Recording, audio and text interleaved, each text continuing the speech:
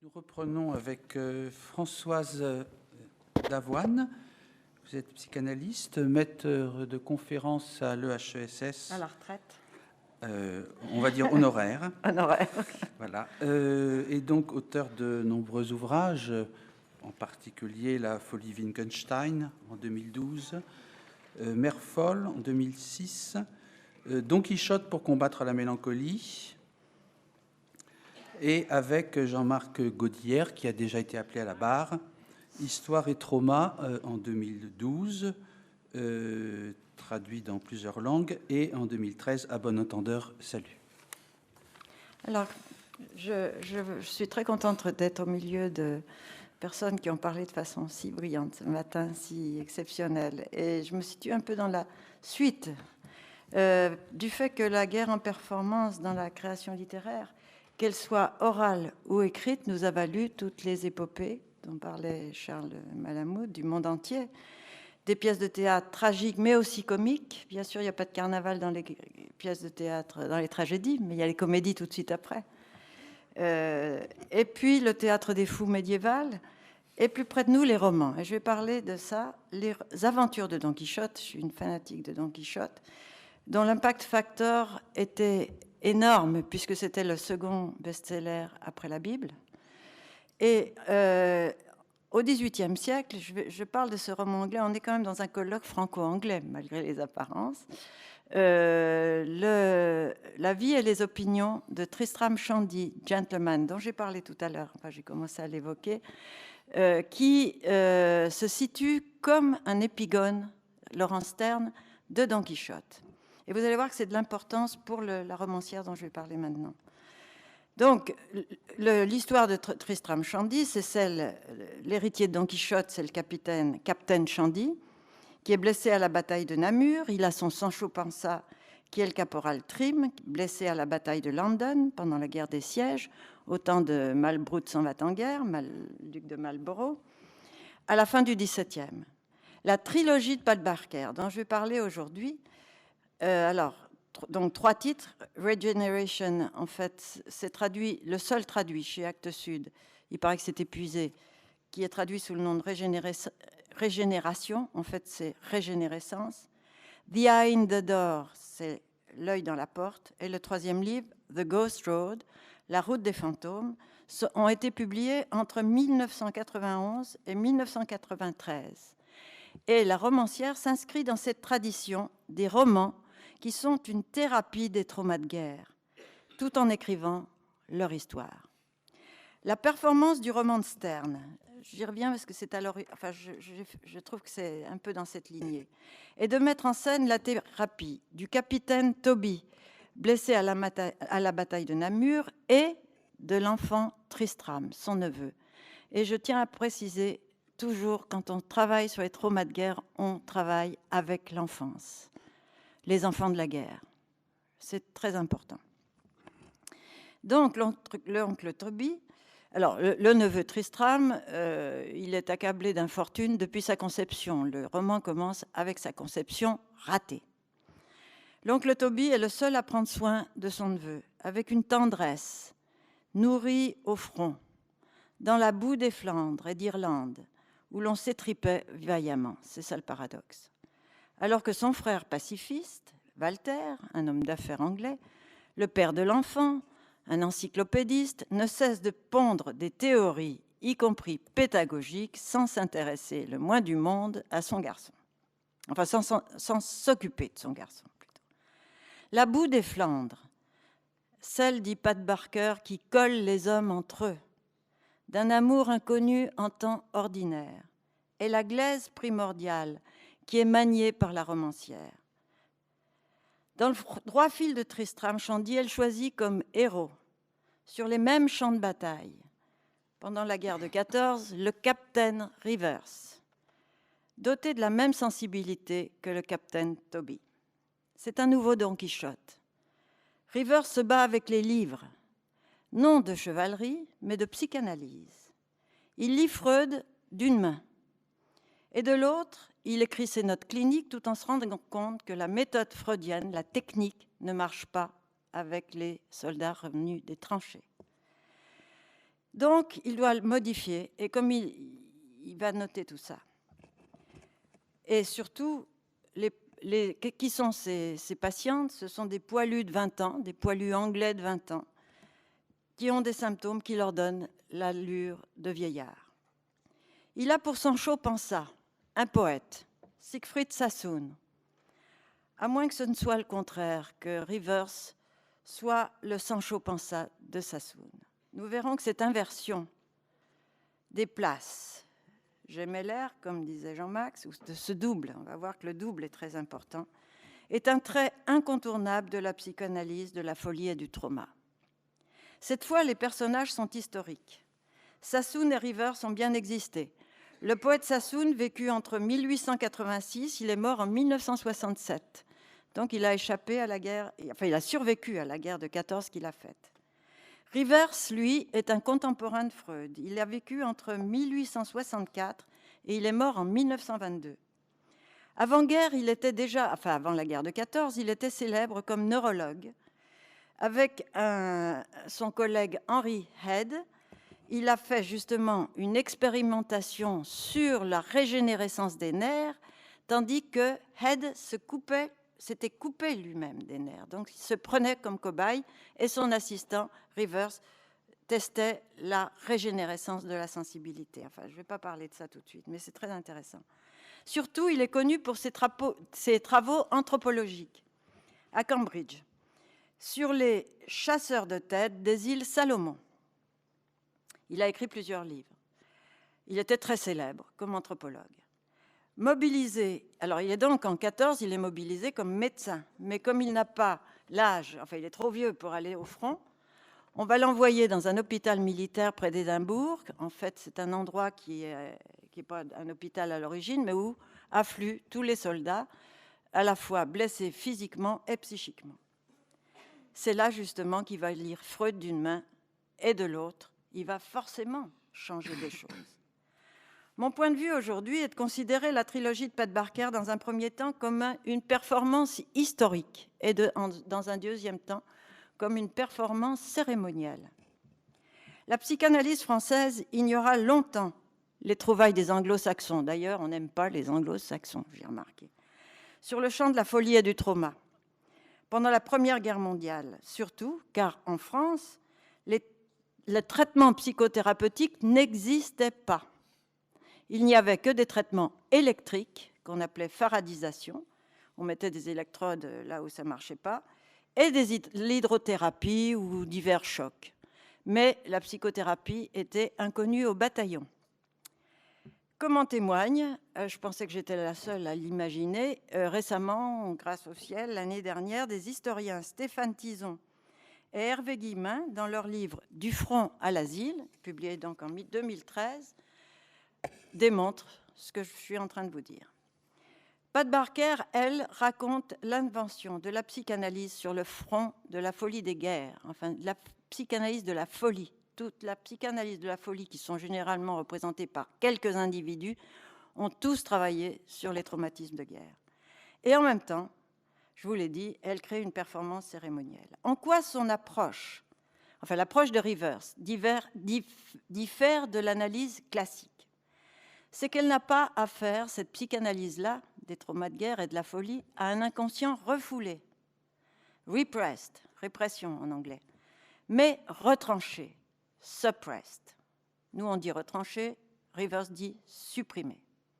Sous ces deux mots, repression et suppression, refoulement, suppression, Rivers prononça une conférence dès 1917, qui fut publiée dans le Lancet en 1918.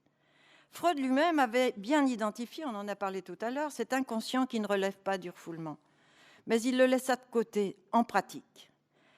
Quand il a annoncé à Fliess, dans une lettre datée de septembre 1997, donc assez tôt, qu'il abandonnait sa neurotica, c'est en fait sa traumatica, c'est son analyse du trauma. Bien sûr, il y reviendra pendant la guerre de 14, surtout que ses deux fils étaient au front.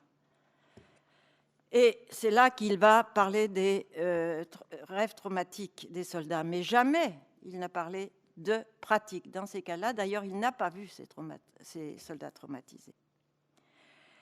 Donc, en Angleterre, Rivers fut indirectement le maître de Bion. La performance de Pat Barker consiste justement à incarner sa pratique dans la mise en scène des séances à partir des notes cliniques. Et elle donne du relief, on voit les patients, elle donne du relief à la platitude habituelle des études de cas quand l'analyste s'efface derrière l'association libre pour faire soi-disant écho aux signifiants refoulés. Je parle dans ces cas-là, ça ne marche pas. Mais surtout, cette notion de relief, j'y reviens parce que Jean-Max a parlé de Gregory Nudge. Quand il est venu à notre séminaire, il a parlé justement de l'épopée, il parlait de l'Énéide à ce moment-là, du moment où on donne du relief dans un univers que le traumatisme rend, c'était son mot, filmé, c'est-à-dire complètement plat. Est-ce que c'est ce qu'elle fait, cette romancière? Alors, comment il fait face aux symptômes terrifiants de ces jeunes gens qu'elle dit fossilisés, sortis du temps? Quels sont leurs symptômes? Paralysie non organique, anorexie, vomissement, mutisme, catatonie, tremblement. Ils tremblent tous, ils bégayent tous. Vomissement, cauchemar, reviviscence. Il est, lui, Rivers, incapable de rester neutre. Il lui est impossible de faire des interprétations en termes de désir sexuel ou même en termes de désir homosexuel, conformément aux théories de Freud sur l'armée. Il ne peut pas non plus ne pas tenir de ses propres rêves qui enregistrent leurs expériences, vécues par eux dans une totale solitude. Et il répond à leurs questions, qui cherchent à l'atteindre au-delà de sa fonction institutionnelle. Qui êtes-vous? Alors là, il n'est pas le seul. Jean-Max en parlait. On vous pose toujours cette question dans les hôpitaux psychiatriques. Mais récemment, un autre analyste du trauma extrême qui s'appelle Dory Laub, qui est à Yale, parle de ça. Il élabore la position de témoin pour les descendants de la Shoah.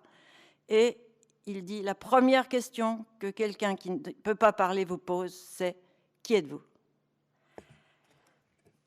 Donc, impossible pour lui de ne pas dire « je », alors que dans la formation analytique, on doit s'entraîner à ne pas dire « je ». Donc, c'est le contraire. En fait, la romancière met en scène l'agone du transfert, l'antagonisme avec leur analyste. Rivers, de ses patients, est souvent violent.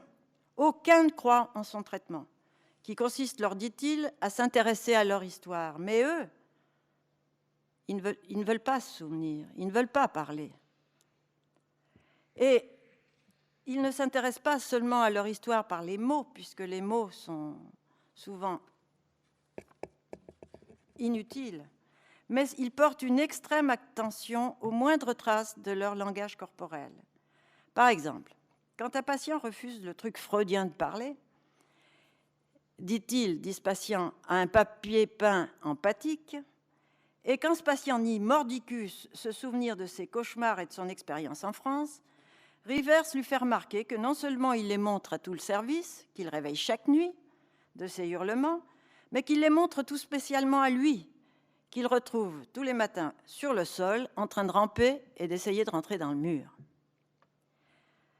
Ce qu'on ne peut pas dire, on ne peut faire autrement que de le montrer. C'est Wittgenstein qui le dit, dans les années 30, en modifiant la dernière phrase de son Tractatus, écrit sur le front de l'Est, pendant qu'il combattait dans l'armée autrichienne. Cette dernière phrase, alors la dernière phrase du Tractatus affirmait, comme tous les anciens combattants, ce qu'on ne peut pas dire, il faut le taire, parce qu'on n'a personne à qui le dire, on ne fait confiance à personne, surtout pas à la société civile, qui trouve que la guerre, c'est tellement affreux que vous êtes forcément un bourreau. Il changea sa formule après 10 ans passés dans un... Donc, Wittgenstein, après 10 ans passés à Vienne, et aussi enfin, dans d'autres endroits, dans un étape très proche de celui des patients de Rivers. Mais cette approche thérapeutique prend du temps, car elle est interrompue sans cesse par des passages à l'acte, des fugues, des tentatives de suicide. Par contraste, la romancière nous fait assister, toujours à travers les yeux de Rivers, une fois qu'il est muté à Londres, à une séance d'application d'électrodes dans la gorge d'un patient mutique par le célèbre docteur Yelland, qui pratiquait ce qu'on faisait en France, partisan des thérapies courtes, efficaces. Il pourrait servir aujourd'hui de pub aux sismothérapies, qui vont croissant dans notre pays. Rivers assimile ce traitement à un viol psychique. En même temps, il est tiraillé lui-même, lui-même est aussi symptomatique. Il est tiraillé entre son objectivité d'anthropologue et sa propre subjectivité sollicitée par ses patients successifs. Au regard des sciences sociales, il se dit que ces notes cliniques pourraient passer, comme disait Braudel, pour des poussières d'anecdotes. Or, il découvre que pour faire advenir l'histoire d'événements sans témoins, retranchés pour assurer la survie, ce retranchement est nécessaire pour survivre. La seule méthode est de se fier à ses propres symptômes, à lui d'analyste, et à ses impressions subliminales. Comme dit Jean-Max, le trauma parle au trauma et seulement au trauma. Le sismographe de son symptôme est un léger bégaiement qui s'accentue quand il est particulièrement touché par ses patients. L'un des patients, nommé Prior, c'est le principal, c'est pour ça qu'elle l'appelle Prior, c'est le principal patient de la romancière parce qu'il vient du nord de l'Angleterre, d'où elle est. Alors, je ne sais pas si elle est originaire, mais c'est là qu'elle habite, dans le nord de l'Angleterre. C'est-à-dire une région qui était très pleine d'usines, où on fabriquait des munitions et où le mouvement anti-guerre s'est manifesté par des grèves et des sabotages de munitions, des déserteurs, des pacifistes, et où la répression anglaise a été très, très forte. Donc, Prior est particulièrement récalcitrant et surtout sensible au système de classe. Il est arrivé mutique à l'hôpital.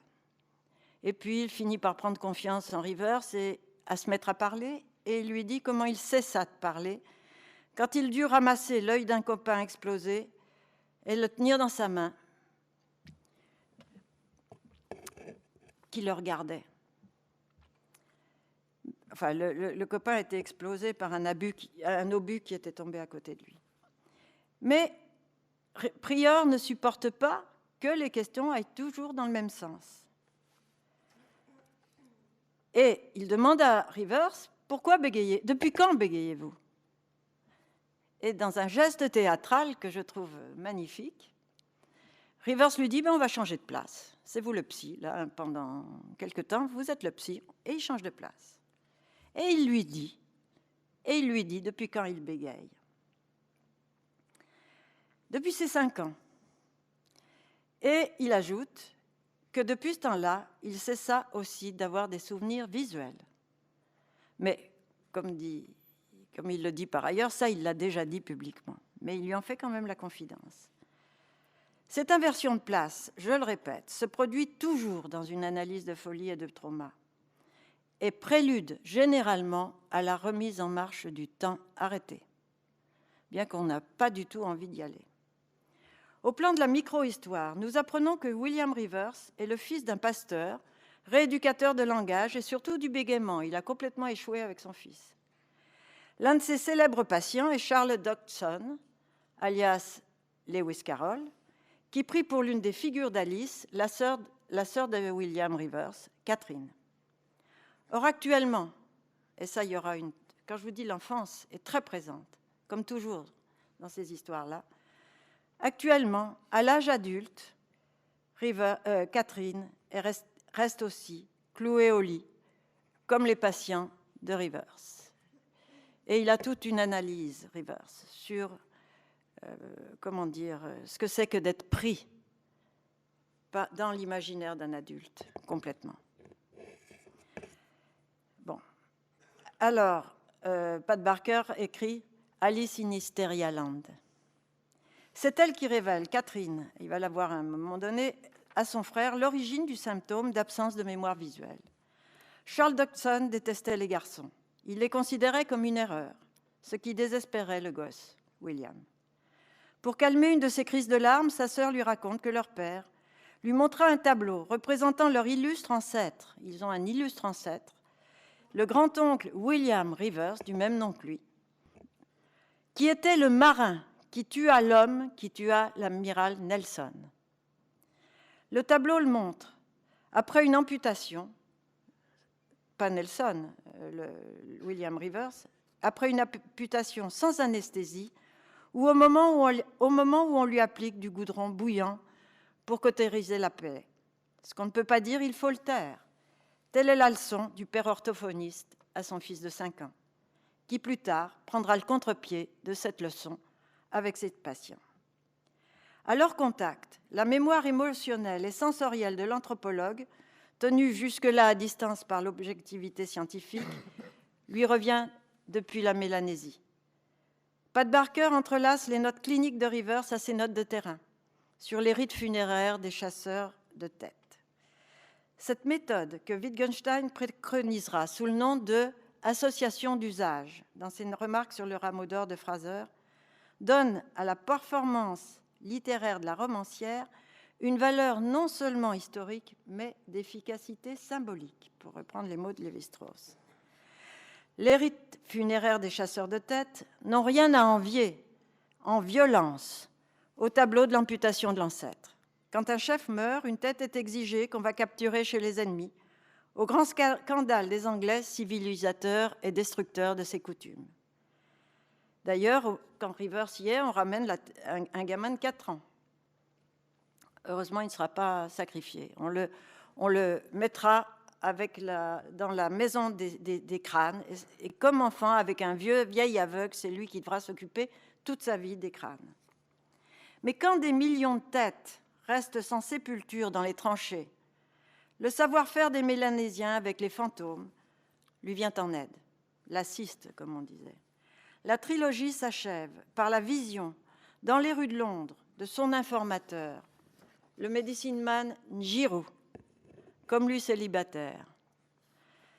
Ce qui est rare chez les chasseurs de tête. Rivers sort de l'hôpital dans les rues de Londres, où la lente agonie d'un jeune homme au visage arraché vient de s'achever. Il voit Njiru venir à sa rencontre.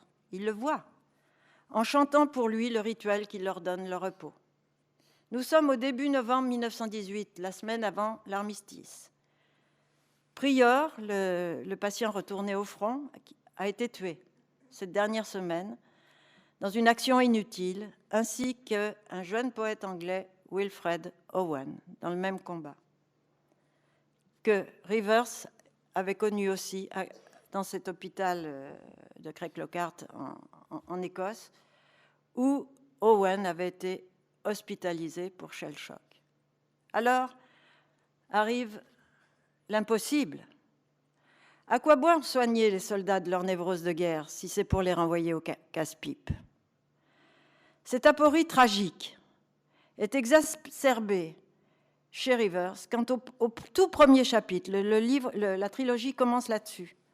Il doit recevoir un poète, Siegfried Sassoon, amené par son copain, l'écrivain Robert Graves, qui a écrit, c'est traduit en français, un magnifique livre sur la guerre de 14, Goodbye to All That. Alors, c'est pas traduit, c'est pas au revoir à tout ça, mais ça ressemble.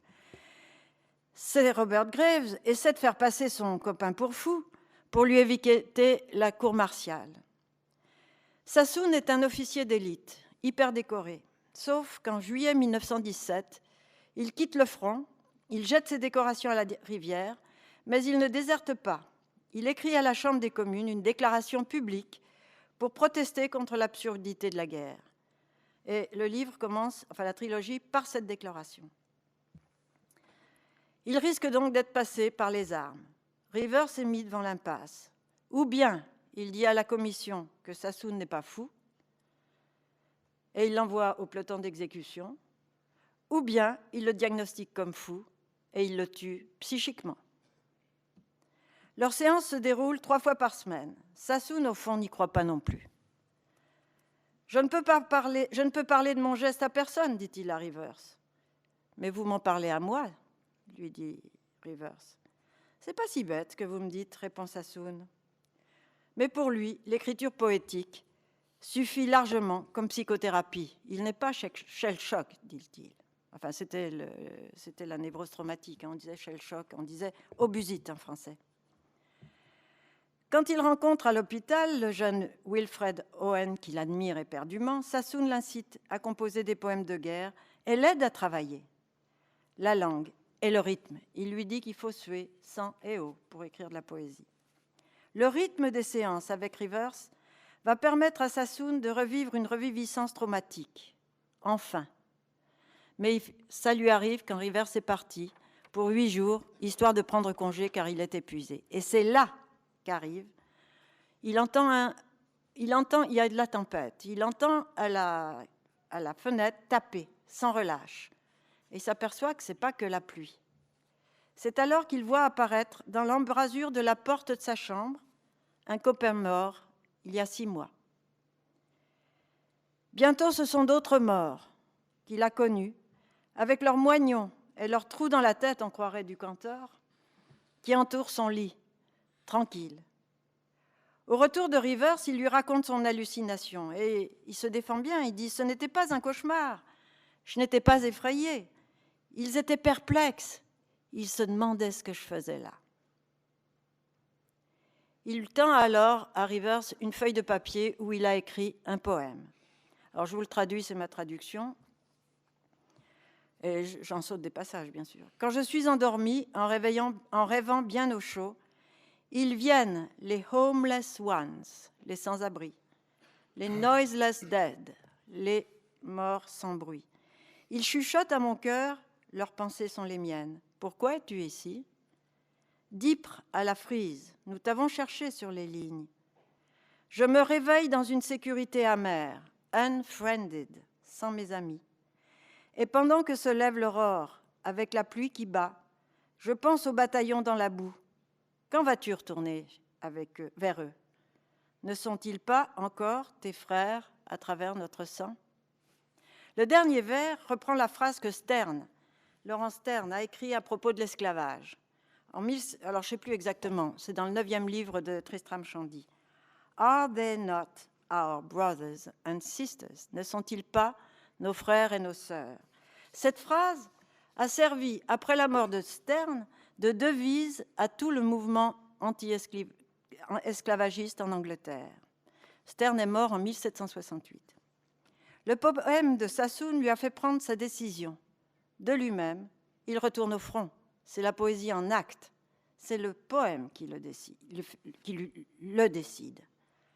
La poésie comme performance, disait Jean-Max en citant Nage, poetry, c'est pas un performance, je crois, c'est as performance. Voilà, c'est ce que il me semblait. Remet en marche le temps, arrêté par l'enfer de la guerre, la nuit du temps. En même temps, les rôles s'inversent, car à ce moment-là, Sassoon agit comme thérapone de Rivers. Non seulement le second au combat, j'en ai encore pour combien de temps? Encore 2 minutes. Ouais, ça va. D'accord, j'ai presque fini. Oui. Vous surveillez, hein, très bien, merci. Mon ange gardien. Non seulement, alors, Sassoon devient, les rôles s'inversent, le thérapone de Rivers. Non seulement le second au combat qu'il livre contre l'anéantissement psychique de ses patients, mais le double rituel chargé des honneurs funéraires, car peu à peu, Rivers commence à avoir des souvenirs visuels. La reviviscence de son dernier travail sur les rites funéraires des chasseurs de têtes lui reviennent sous les yeux. Et c'est un travail qui n'a jamais été publié à cause de la guerre. Et c'est ça qui va lui permettre d'aider ses patients arrêtés sur la route des fantômes à rassembler leurs corps déchiquetés. À rassembler les corps déchiquetés de ceux qu'ils ont laissés dans la boue des tranchées. Dans son livre « Combattre », l'historien Stéphane Audouin-Rousseau remarque que pendant l'entre-deux-guerres, où s'épanouirent les sciences sociales, en France, l'absence de référence à leur guerre chez les chercheurs qui combattirent au front, à l'exception de Renouvin, est absolument étonnante. Par exemple, Marcel Mauss, qui combattit dans les tranchées, neveu de Durkheim, qui a eu un fils mort au front,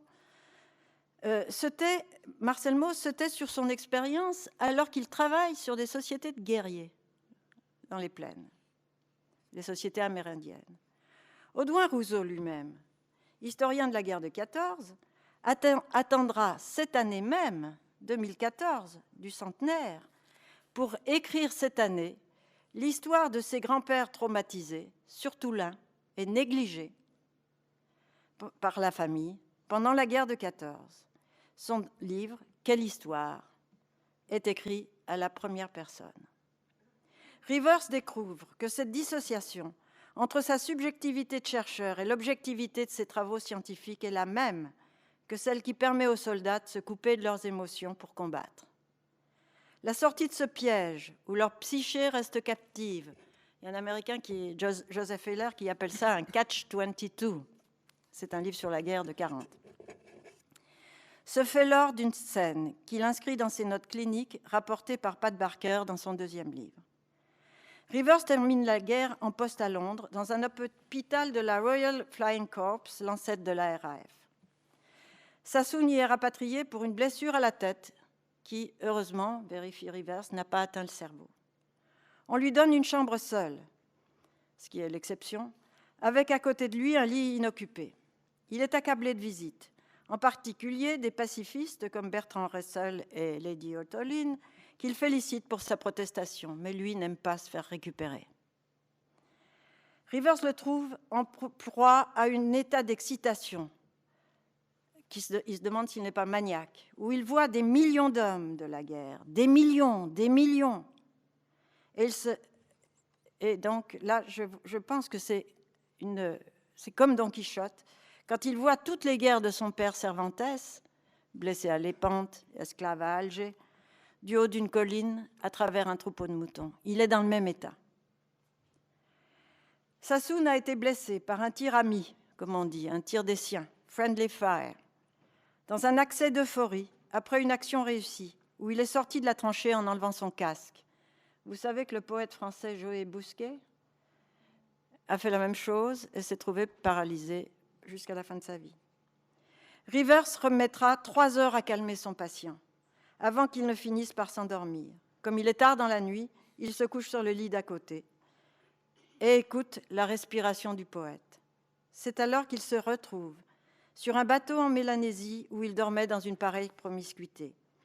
Comme Siegfried Sassoon, qui est à la fois un guerrier acharné et un poète anti-guerre, Rivers s'aperçoit qu'il a toujours vécu sur un double niveau.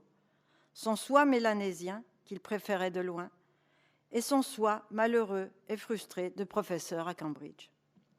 Il découvre alors que l'état maniaque du poète n'est rien de pathologique, mais qu'il leur permet à tous deux de prendre le risque de réunir les deux parties séparées de leur histoire ou de leur expérience.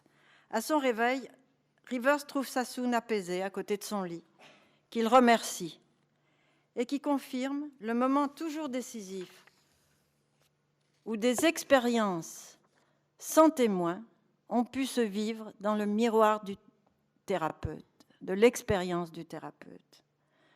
Des expériences sans témoin qui viennent de l'autre côté du miroir, parce que dans les guerres, les miroirs explosent, donc through the looking glass, peuvent être mises en histoire seulement dans le miroir du travail psychique, analogue, d'un symptôme analogue chez le thérapeute. Et ça, c'est des choses que les analystes ne racontent jamais. Ils n'osent pas. En conclusion, on pourrait presque dire que l'homme est un animal cérémoniel, dit Wittgenstein, tout à fait contemporain de Sassoon. Sa philosophie était pratiquée selon lui comme une thérapie et se nourrissait des associations d'usage avec les pratiques sauvages, comme il disait, où il s'agissait de faire mourir la mort.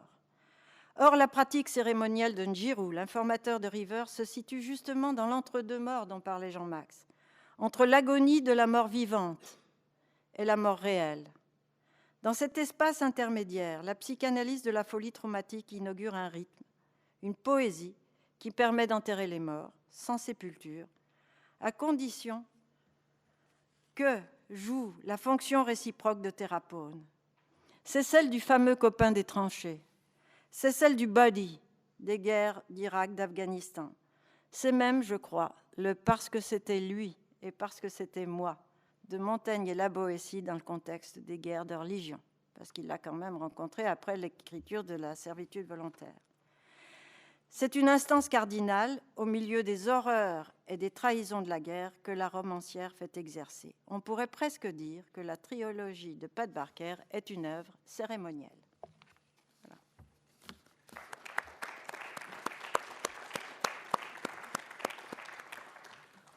Merci Françoise, à la fois pour l'exposé et pour le respect du temps.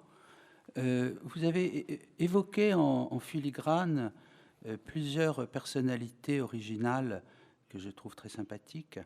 Lewis Carroll, Laurence Sterne, dont vous avez rappelé qu'il n'était pas seulement le créateur du Tristram Shandy, c'est-à-dire le roman qui fonde le roman moderne, avec deux siècles d'avance, mais aussi un intellectuel anti-esclavagiste, hein, ce qu'on oublie trop souvent. Et aussi, j'ai vu glisser le nom de Bion. Et vous évoquiez le peu d'accueil de la France, la psychanalyse anglo-saxonne. On a un peu accès à Mélanie Klein, de plus en plus à Winnicott, mais Bion reste quand même chez nous largement méconnu. C'est en train de changer. Avec le livre de François Lévy, donc, qui vient de sortir, c'est par en train exemple, de changer. Et qui rappelle que c'est peut-être avec Freud et Lacan celui qui fonde vraiment toute une théorie.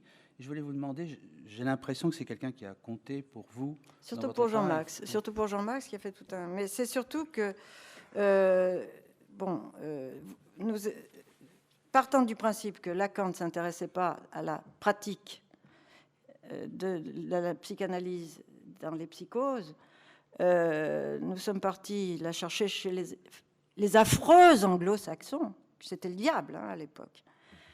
Donc, on s'est retrouvé à Austin Riggs, dans une clinique qui travaillait, on avait 3 aux États-Unis à l'époque, Menninger, Chestnut Lodge et Austin Riggs, qui travaillaient sur la psychanalyse de la psychose. Mais qu'est-ce qui a été notre grand étonnement?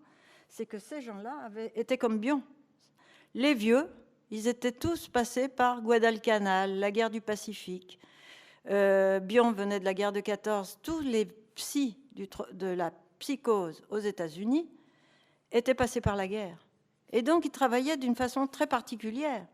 Et donc, notre rencontre avec Bion s'est faite aussi dans cette lignée-là. Et Bion, ce que dit Jean-Max, hein, qui a travaillé là-dessus, c'est que tout est parti, on en parlait à midi, de ses mémoires de guerre. Bion était capitaine Bion, à 18 ans. Quand tous ses copains de char sont morts, c'est lui qui a été nommé capitaine. Et il devait écrire toutes les semaines, enfin tous les mois, une lettre à ses parents, qu'il n'a jamais pu écrire. Et il a écrit ses mémoires, qui sont d'une précision incroyable, et avec des croquis de toute la Picardie, du nord de la Belgique, qu'on reconnaît encore aujourd'hui. Et puis, il a perdu ce livre, enfin ce mémoire, et il l'a reconstitué exactement à l'identique, avec les mêmes croquis de mémoire. C'est-à-dire, c'est cette fameuse mémoire dont parlait Jean-Max, qui est une mémoire qui n'oublie pas, c'est une mémoire d'une précision extrême. C'est ça qui rend ces gens-là absolument insupportables. C'est que lorsqu'une reviviscence traumatique, ça peut être un déclic, les remet dans leur guerre, eh bien, ils y sont dans une précision incroyable, et on dit ils sont insupportables et fous. Donc, Bion avait ça. Et il a... je pense que la romancière s'inspire de lui pour une deuxième chose, c'est qu'il a dirigé le service où il était en Écosse, exactement comme Bion et Rickman, qui avait connu Rivers, se sont occupés d'un hôpital militaire pour la guerre de 40 qui s'appelle Northfield. Et il y a un livre là-dessus, Northfield Experiment. C'est-à-dire, ce sont des lieux institutionnels où on accueille des soldats et où on fait des choses absolument incroyables. Voilà. Comment ? Merci. Ça marche. Oui, je voudrais à la fois faire une petite remarque et vous poser une question. Alors, la remarque, c'est au sujet de Pierre Renouvin. Vous avez Oui. dit qu'en effet, Oui. il n'avait jamais accepté de prendre en compte sa propre expérience de la guerre, son vécu. Non, le contraire. Il est le seul à en avoir parlé. Non, mais il ne l'a pas pris en compte dans ses travaux scientifiques. Ah, d'accord. Non, non, mais bien sûr, tout le monde savait, enfin, il avait d'ailleurs une aura particulière à cause de cette expérience, mais il ne voulait pas, enfin, il n'attribuait pas aux témoignages des combattants le statut de texte scientifique, enfin, disons, exploitable pour sa pratique scientifique. Néanmoins, il a été chargé dans les années 20-21 d'organiser la bibliothèque musée de la Grande Guerre, qui est devenue maintenant la BDIC à Nanterre. Et ce qui est intéressant, c'est qu'il a créé dans ses fichiers, il a cherché, disons, à créer un fichier particulier pour faire valoir cette énorme quantité de témoignages dont il disposait. C'est-à-dire que quantitativement, il ne pouvait pas les éliminer. Et c'est tout à fait intéressant de voir qu'il l'a appelé psychologie du combattant. Et on peut voir maintenant, donc, dans le fichier manuel de la BDIC, de très nombreux tiroirs qui comprennent des journaux, des mémoires. C'est une manière de faire revenir, par une pratique autre que sa pratique scientifique, de faire exister ces témoignages. Et voilà. Je vous remercie là-dessus parce que, bon, Annette Becker, par exemple, Oui. qui est à Nanterre, travaille sur ces journaux. Maintenant, elle leur donne statut de document historique. Oui. Et alors, bon, je dois d'ailleurs cette information au personnel de la BDIC qui me les a, enfin, qui a pu m'y donner accès. Alors maintenant, je voulais vous demander, à propos de cette trilogie de Pat Barker et de la figure du psychanalyste Rivers, dans quelle mesure on peut passer par une fiction romanesque pour retrouver la pratique authentique, la véritable pratique historique de ce psychanalyste. Alors attendez, c'est aussi une autre question. Et n'est-il pas intéressant de s'apercevoir qu'il faut passer peut-être par le roman, et un roman contemporain, pour avoir de nouveau accès à cette pratique qu'on a peut-être, alors sur la question de savoir ce que, sur le plan psychanalytique, on en fait aujourd'hui, je n'en sais rien, mais c'est une question que je voulais vous poser. Alors, je vous remercie de cette question, parce qu'elle touche vraiment à une des impasses de la psychanalyse. Quand on raconte des histoires de cas, je parlais de leur platitude, comme disait Nadj, hein, quelque chose de complètement presque objectif, hein, où l'analyste, on ne voit pas bien son rôle, sauf dans les interprétations, mais il n'existe pas comme personnage. Freud disait qu'il y avait beaucoup plus de psychanalyse dans les œuvres littéraires que dans les traités de psychanalyse. Il dit ça dans la Gradiva, je crois, où justement il travaille avec un texte fictionnel. Et je crois que quand on raconte des histoires de cas, en fait, on crée des fictions. On met en scène, on passe à un autre niveau. On n'est pas dans le micro tendu au patient. On n'est pas du tout dans une sorte de reproduction de la séance. On est justement, on passe à ce niveau, comment dire, de création, puisque les séances dont on a envie de rendre compte, sont des créations des trouvailles. Ce sont des moments où on passe sur un autre plan.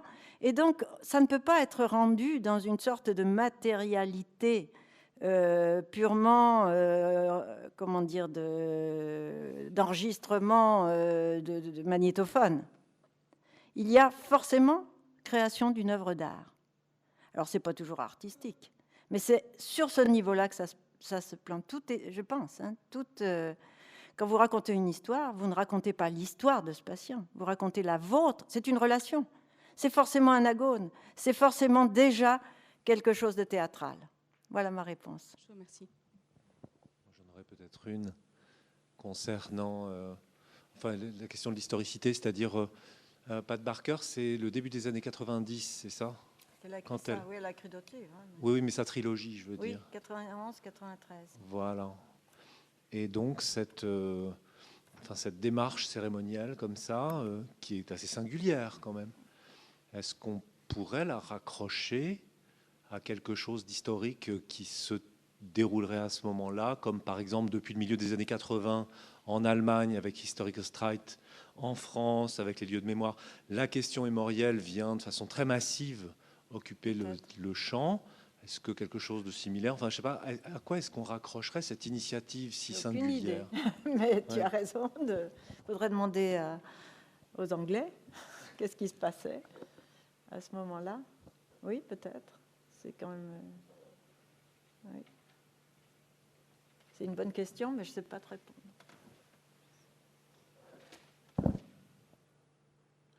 J'ai l'impression que pour répondre à ce que vous demandez, aux questions que vous posiez tout à l'heure autour du qui êtes-vous, qui est posé par ce genre de passants, il me semble qu'il y a aussi un regard anglo-saxon qui est plus proche de cette mise en évidence de l'analyste comme sujet, indépendamment des passants eux-mêmes.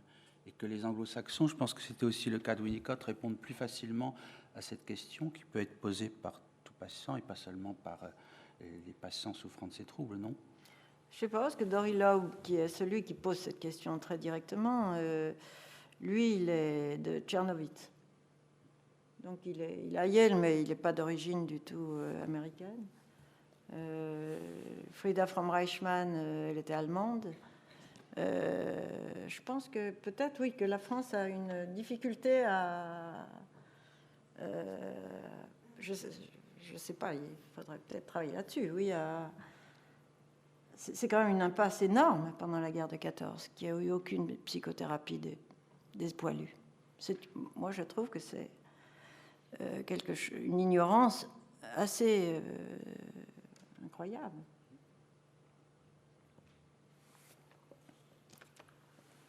D'autant que cette présence du psy a été quand même une présence qui allait à l'encontre, oui, de toute la neutralité et qui lui réclamait une proximité avec ses patients.